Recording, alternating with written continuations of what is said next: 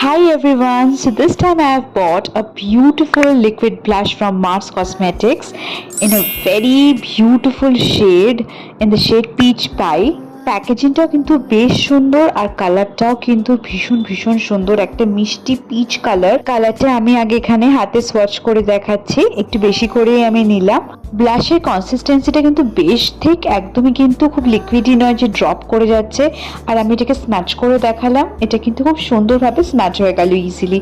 এবার আমি এটা গালে অ্যাপ্লাই করে আপনাদের দেখাচ্ছি। এই লিকুইড ব্লাশটা কিন্তু ভীষণ পিগমেন্টেড, তাই জন্য খুব অল্প পরিমাণের আমি নিয়েছি। আর দেখতেই পাচ্ছেন কি সুন্দরভাবে একটা ইজিলি ব্লেন্ড করে গেল, আর এটা বেশ ন্যাচারাল ফ্লাশি চিক একটা লাগছে।